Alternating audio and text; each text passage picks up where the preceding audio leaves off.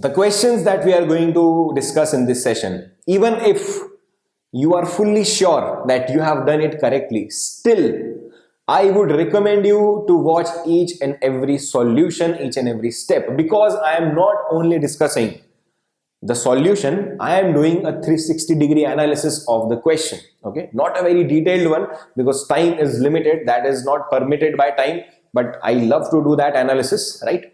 But I will be discussing not only the detailed solution, but what are the possible variations of the question, right? Because it is memory based, there can be few things here and there that can change the answer, as well as what are the possible silly mistakes that you would have done even in the very simple looking question. So even if you have correctly solved this question, you are very sure, still I would recommend you to watch each and every solution carefully. Let us start.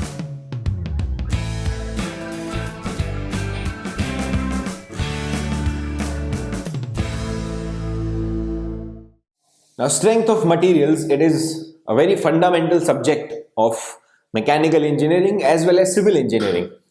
And the questions of strength of materials in mechanical forenoon sessions, I would say they are doable to an extent that you can score full marks in strength of material questions also.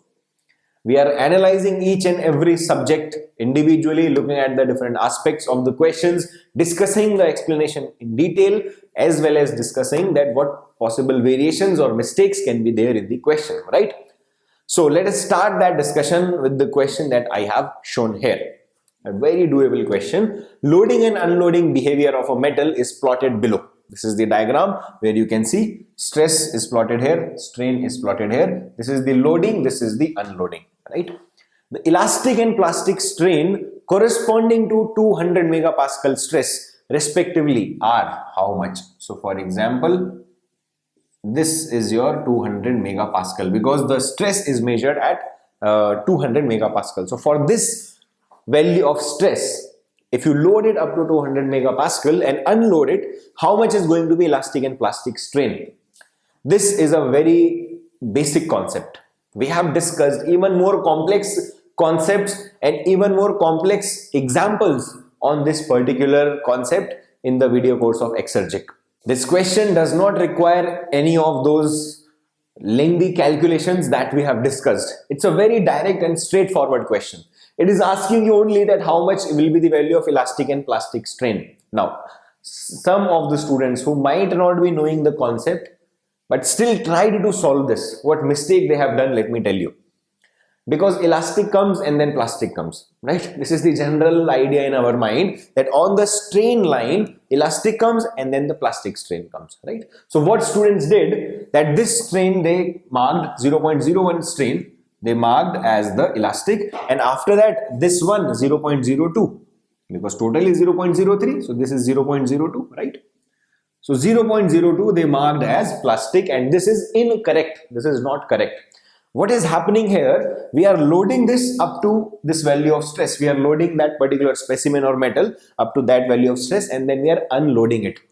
Plastic strains are those strains which are permanent, which are not recovered back.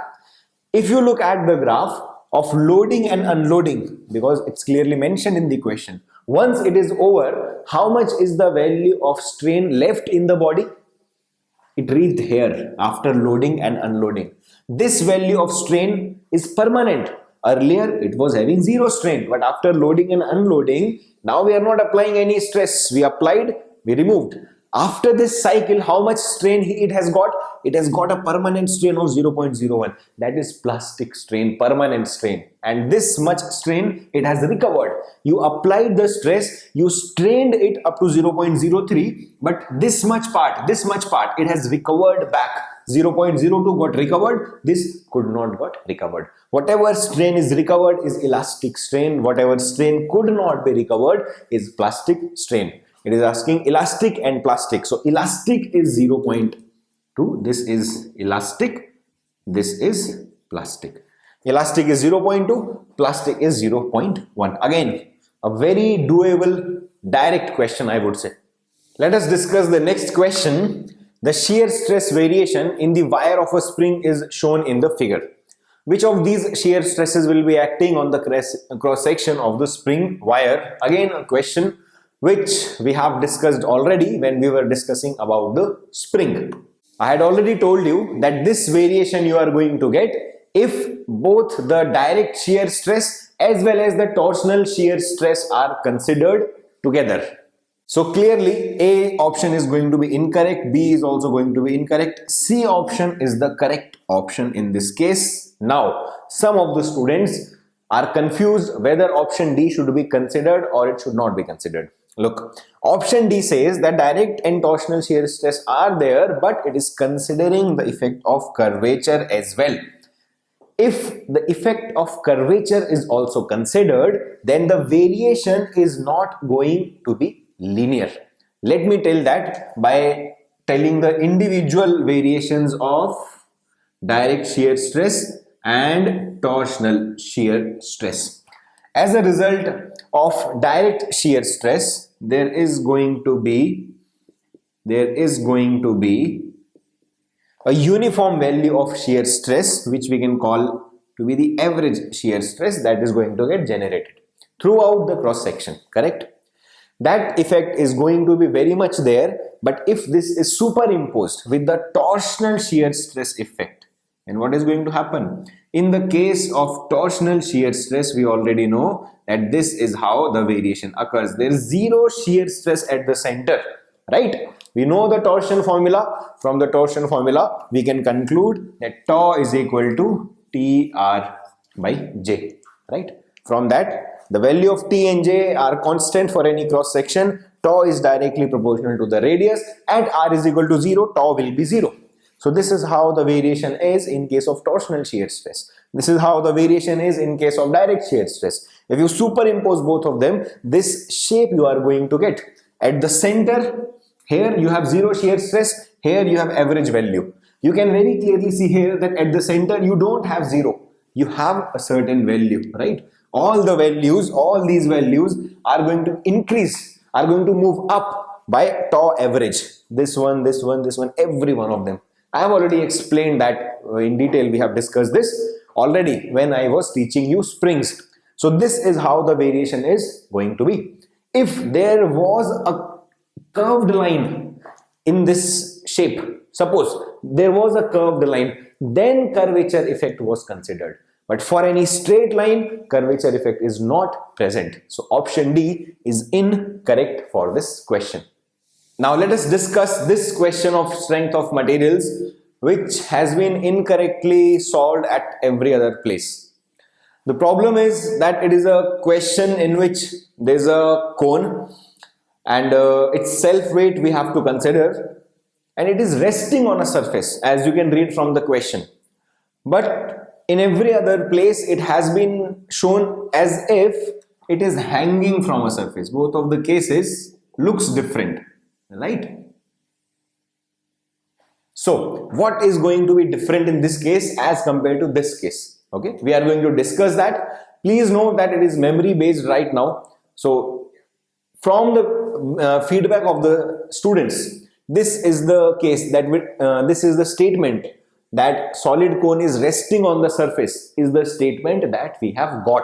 Maybe in the exam it was like this, or maybe in the exam it was like this. Once I cover this explanation, both the cases will be totally clear to you. Question says that a solid cone of height h, as you can see, and specific weight gamma is the specific weight, right, which is rho multiplied by g. It is also denoted by small w as we know it, right? It is resting on its surface, right? So this is the surface, it is resting on the surface. What is the deflection of the cone at its mid height due to its self weight? This is the mid height of the cone, right? Question is asking you what will be the deflection of that mid height due to the self weight. Okay, look, firstly let us understand what change it is going to make if we have a case like this or we have a case like this. Okay, to solve this question there are 3 to 4 ways to solve this question. 3 to 4 ways to solve this, right? I will tell you about the one way from which without any confusion you can easily solve by saving your time also. Okay, let us have a look at this case. Okay, this is not the case given to us in the question, but this is the case that we generally discuss about. In this case, suppose this is the mid height, okay, this is h and this mid height is h by 2. This mid height is h by 2. Tell me at this point, if deflection was occurring, right, due to self weight, which part of this cone was causing the deflection? Only answer this question. Forget about all the integration thing that we have covered. This is the funda that I also discussed when I was teaching the specific case of cone hanging from the surface. That which part is going to cause the deflection? Just answer on the basis of what I have taught you. Whether this first part or second part. First part is the upper part, right, which is the frustrum of a cone. Second part is this lower cone, is this cone which is half cone, half of the full cone, right? Tell me at this point, at this mid height, whether the weight of 1 or weight of 2, which of them will cause the deflection? Weight of 2 will cause the deflection, right? Because weight of 1, visually you may think that weight of 1 is causing this end point to deflect. But if you recall what I have taught you, suppose there is a bar like this, okay? It's a prismatic bar, it's a straight circular bar, okay? This is the final end point of this bar. Tell me at this point, at this bar, how much of the weight will be acting of this bar? Suppose W is the weight of this bar, and at this final point, how much part of the weight will be acting? Now, visually, if you think, you will say that, sir, complete weight is acting at the bottom, right? But that is incorrect, right? I have taught you that this weight is getting supported by this support, the vertical, the top support that we have, right?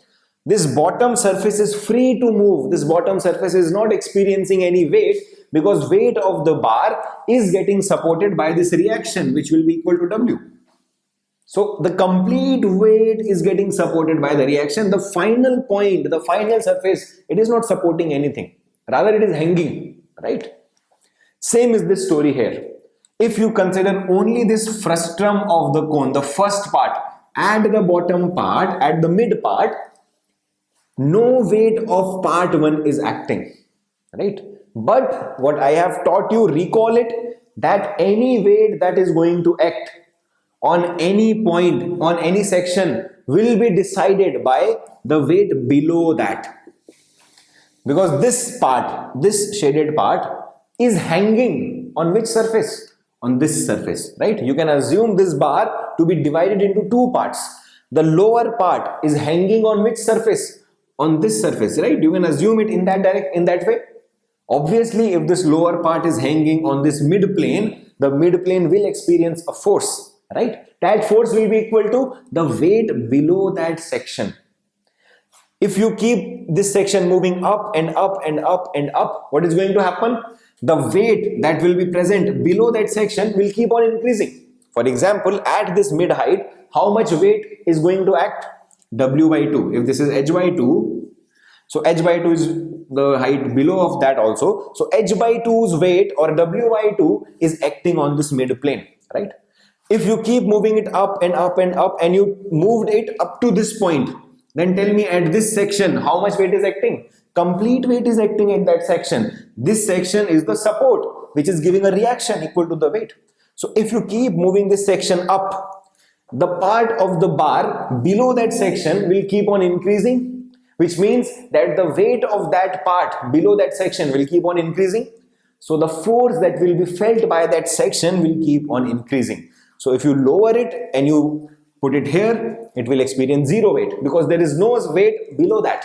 If you keep it moving up, complete weight will be acting. Please note, this is not something new that I am telling you. This is the same explanation that I have given you when I was teaching you this case, as well as the example of this case that I have taught you in the video course.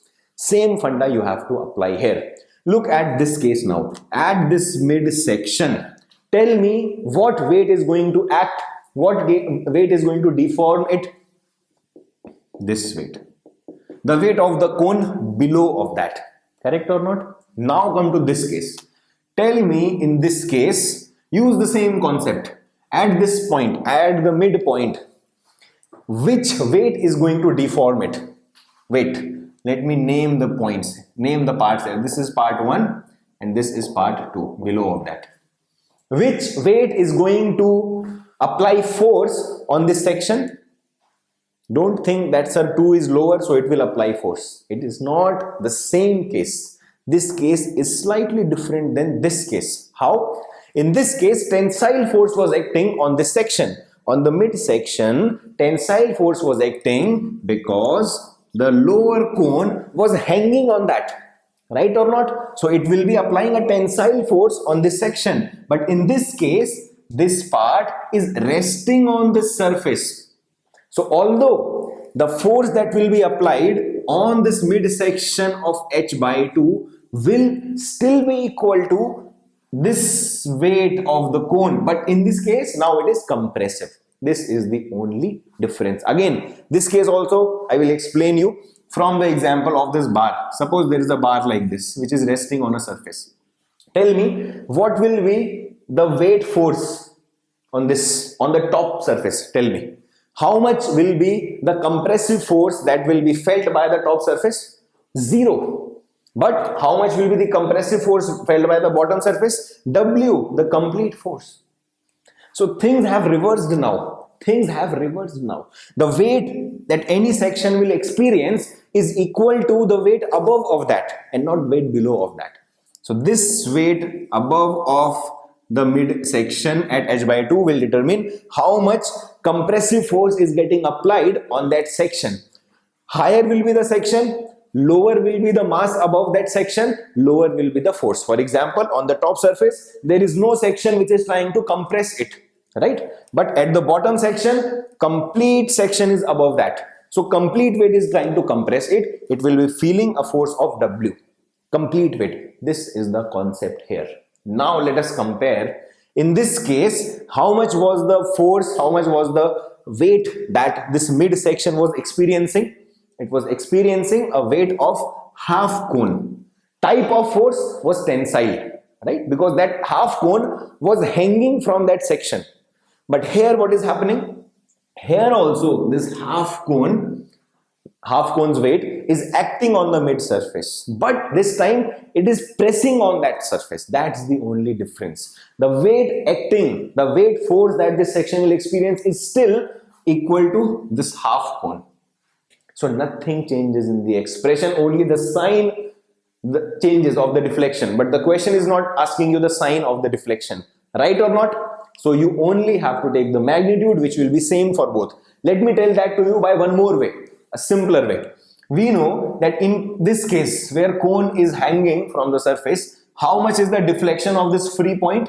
Deflection of free point is gamma h square divided by 6e, right? Notice this expression. Tell me which term of this expression is talking about the orientation. Look closely. Gamma, does it depend? Does it changes if the case is this one or this one? No. H, does the H changes if this is the case or that is the case? No. 6 is a constant. E changes? Yes. E changes. Young's modulus changes. But question has not given you two different Young's modulus for tensile or compressive. In this case, tensile Young's modulus is going to appear. In this case, compressive forces are acting. So Young's modulus or the slope of stress strain curve in the elastic region will be used for compressive forces. But I have told this to you already. In the course, I have told this to you already. Even I have drawn the complete stress strain diagram and explained this funda to you, that if nothing is mentioned in the question about the Young's modulus of compression, take it to be same as tensile. That's what we do. We have solved n number of such cases and problems where we have to find the total elongation of a member irrespective of tensile or compressive force. We used the same value of Young's modulus. Although in reality, there can be difference of Young's modulus in tensile and compressive based upon a lot of factors, whether it's brittle material, whether it's ductile material, what type of material it is, ferrous or non-ferrous. All these things are there which are conceptually discussed, but in questions, E value is taken to be same for tensile and compressive. So E value also is not going to change whether it is tensile or whether it is compressive. So in this expression, nothing changes for this case if you compare that with this case. So the deflection of the free surface of the pointed end, not free surface, sorry, the deflection of the point, the apex with respect to the fixed surface is not going to change whether it is this case or that case. The difference only is in the type of force acting. No other thing is changing if it is the same case, because it's a memory based question.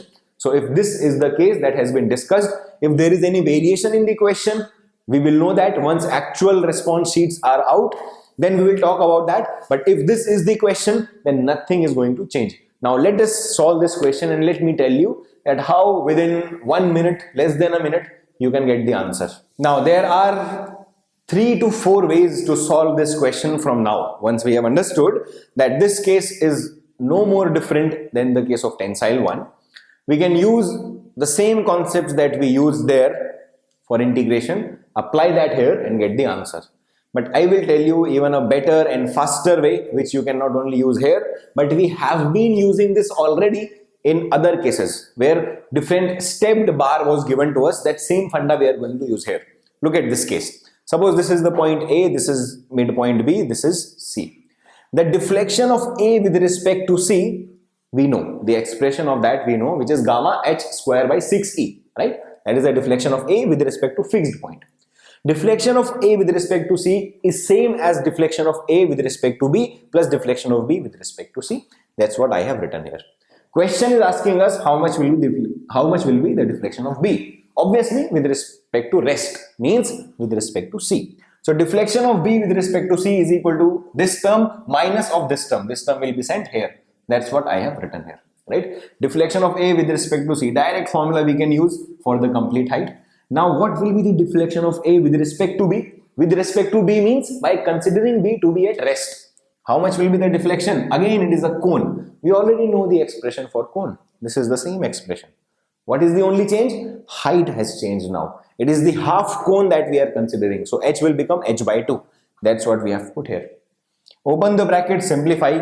You will get the answer as gamma h square divided by 8e as the deflection of midpoint of this cone.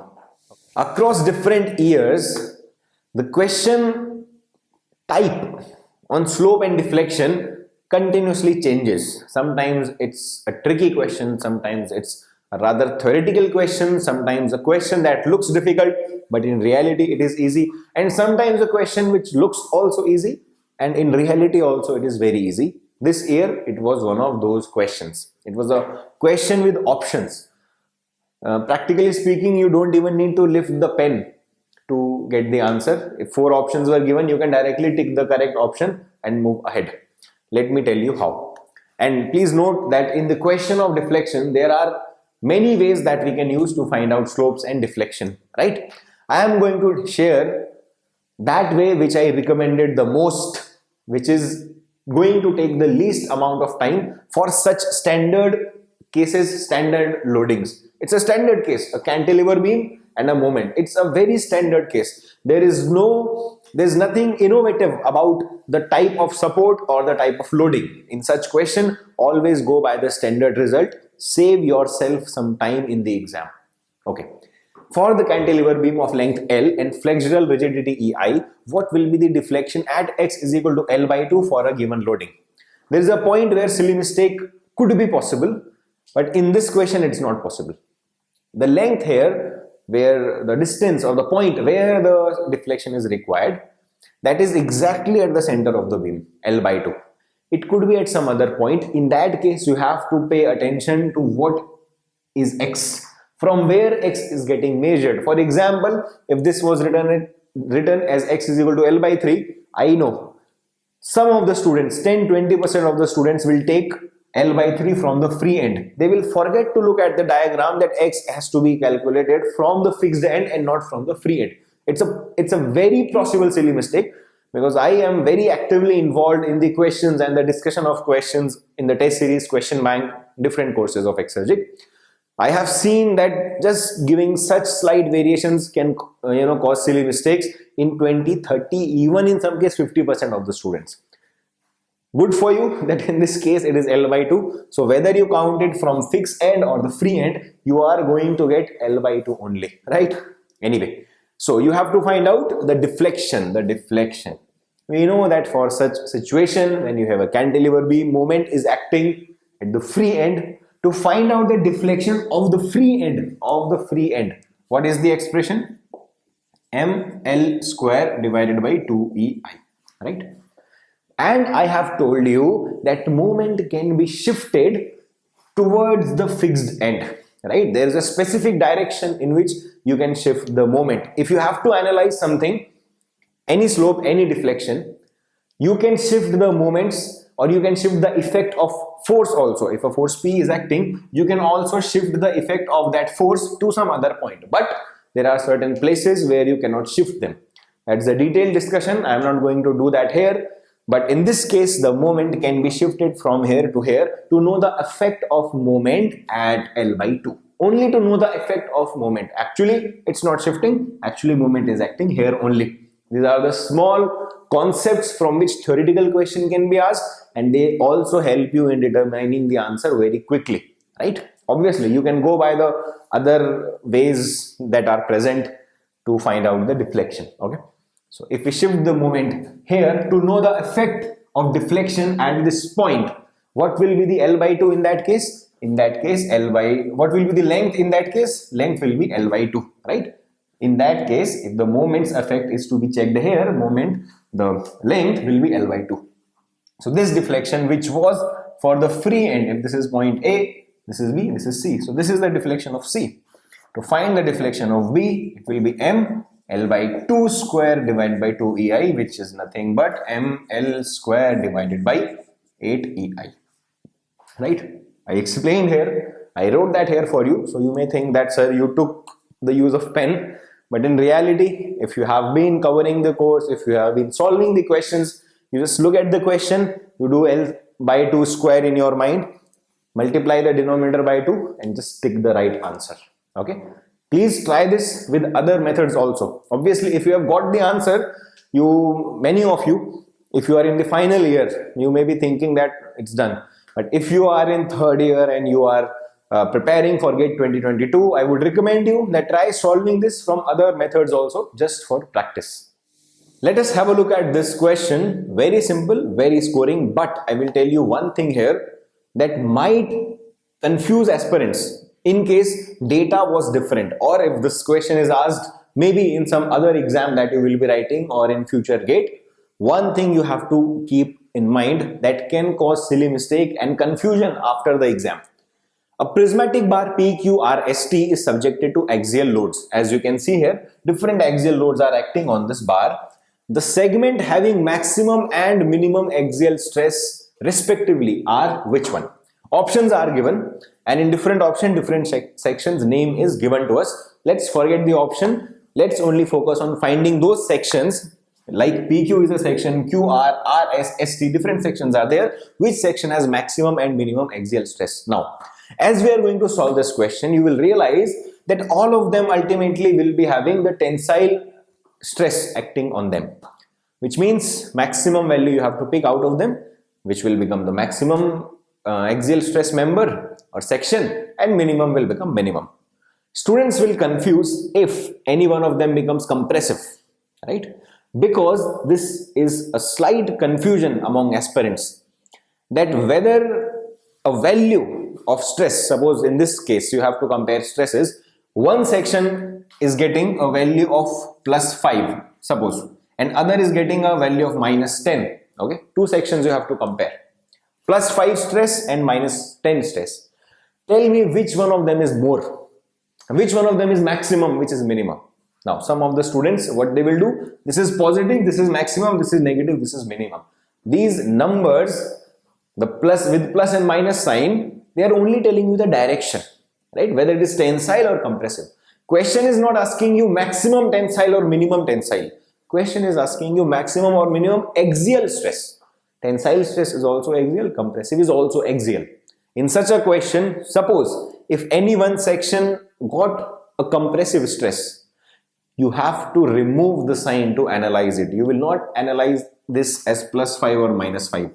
You will analyze it as 5 and 10, because compressive axial force is also an axial force, right? So only having compressive does not make it inferior to tensile one. Yes, we know the difference between tensile and compressive, because compressive forces, the strength in compression is generally more in case of ductile materials as compared to the strength in tension, right? Reason we have discussed already. So it may make you ignore the compressive part, but don't do that. Whenever you are studying this, please have a clear idea of axial and compression differences, whether we are talking about the properties of axial and compression loads, or when we are trying to analyze them for such designs. Okay, please note there are certain cases where minus sign will be considered. It depends upon the language of the question, so be very careful about this. Moving ahead and solving this question, it's a very easy question actually. Look, you have to look for which section has maximum and minimum axial stress. Area is same throughout, so you directly can decide it from the load acting. Actually, question is asking you stress. If area was varying for all of them, then you have to consider the area also differently. We had to calculate stress differently, but area is same, so only analyzing the load will give you the idea of maximum and minimum stress. Now what can you do? Either you can start from here or you can start from here. If you want to start from here, this is a support. You have to find out the reaction of the support, right? It's one extra step, although very small step. You can verbally do it, but still one extra step. So let us not do that and start from the free end. If you start from the free end in the ST section, 25 is acting here, so 25 has to act here also. Coming to the next section, RS. This 25 will be reflected by 25 in this section in the RS, but 20 is acting in the inner direction, so it will become 5, right? I'm sure all of you know these concepts. These are very basic concepts of strength of materials, the very discussed in the very beginning, so I'm not explaining it much. Okay, so 5 is acting like this in RS. So if you look at QR, this 5 of tensile will be reflected as a tensile only, but again 15 of tensile is acting, so it will become 20 and 20. And moving ahead to PQ section, the tensile of 20 of QR will be reflected as a tensile of 20 only in PQ, but 10 extra is acting in the opposite direction, so it will become 10 of tensile. So these are the 4 sections and the loads. Maximum one is clearly in the ST 25. This is maximum loaded section, and minimum one is RS 5. This is minimum. So this is the answer for this question. Maximum RS and maximum is ST. I have written it incorrect here. ST, and minimum is RS. So this is the required answer of this question. You can take the appropriate options.